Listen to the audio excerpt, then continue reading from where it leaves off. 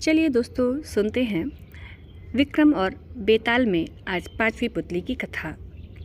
लीलावती। पांचवी पुतली लीलावती ने भी राजा भोज को विक्रमादित्य के बारे में जो कुछ सुनाया उससे उनकी दानवीरता ही झलकती थी। ये कथा इस प्रकार थी। हमेशा की तरह एक दिन विक्रमादित्य अपने दरबार में राजकाज निपटा रहे थे। तभी एक ब्राह्मण दरबार में आकर उनसे मिला। उसने उन्हें बताया कि उनके राज्य की जनता खुशहाल हो जाएगी और उनकी कीर्ति भी चारों तरफ फैल जाएगी अगर वे तुला लग्न में अपने लिए कोई महल बनवाएं। विक्रम को उसकी बात जच गई और उन्होंने एक बड़े ही भव्य महल का निर्माण करवाया। कारीगरों ने उसे राजा के निर्देश पर सोने, चांदी, हीरे, जवाहरात और मणि मोतियों से पूरी तरह सजा दिया। महल जब बनकर तैयार हुआ तो उसकी भव्यता देखते ही बनती थी। विक्रम अपने सगे संबंधियों तथा नौकर चाकरों के साथ उसे देखने गए। उनके साथ वह ब्राह्मण भी था। विक्रम तो जो मंत्रमुग्ध हुए, वह ब्राह्मण मुंह खोले देखता ही रह गया। बिना सोचे उसके मुंह से निकला, काश इस महल का मालिक मैं होता। विक्रमादित्य ने उसकी इच्छा जानते ही झट वह भव्य महल उसे दान में दे दिया। ब्राह्मण के तो मानो पांव ही जमीन पर नहीं पड़ रहे थे। वह भागता हुआ अपनी पत्नी को यह समाचार सुनाने पहुंचा।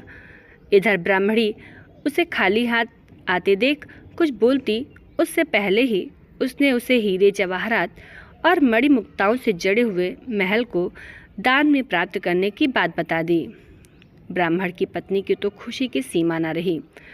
उसे एक बारगी लगा मानो उसका पति पागल हो गया और यूं ही अनाप शनाप बक रहा हो, मगर उसके बार बार कहने पर वह उसके साथ महल देखने के लिए चलने को तैयार हो गई। महल की शोभा देखकर उसकी आंखें खुली रह गईं। महल का कोना कोना देखते देखते कब शाम हो गई उन्हें पता ही नहीं चला। थके मांदे वे एक शयन कक्ष में जाकर निढाल हो गए। अर्धरात्रि में उनकी आंखें किसी आवाज़ से खुल गई। सारे महल में खुशबू फैली थी और सारा महल प्रकाशमान था। उन्होंने ध्यान से सुना तो लक्ष्मी बोल रही थीं।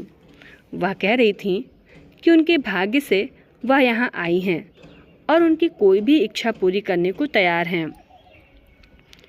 ब्राह्मण दंपत्ति का डर के मारे बुरा हाल हो गया। ब्राह्मणी तो बेहोश ही हो गई। लक्ष्मी ने 3 बार अपनी बात दोहराई, लेकिन ब्राह्मण ने कुछ नहीं मांगा तो क्रुद्ध होकर चली गईं। उसके जाते ही प्रकाश तथा खुशबू दोनों गायब। काफ़ी देर बाद ब्राह्मणी को होश आया तो उसने कहा, यह महल जरूर भुतहा है, इसलिए दान में मिला। इससे अच्छा तो हमारा टूटा फूटा घर है, जहाँ चैन की नींद सो सकते हैं। ब्राह्मण को पत्नी की बात जच गई। सहमे सहमे बाकी रात काटकर तड़के ही उन्होंने अपना सामान समेटा और पुरानी कुटिया को लौट आए।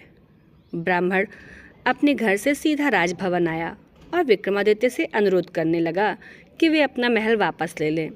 पर दान दी गई वस्तु को वे कैसे ग्रहण कर लेते?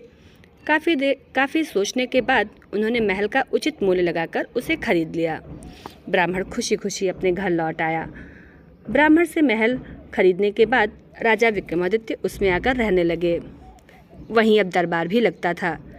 एक दिन वे सोए हुए थे तो लक्ष्मी फिर आईं।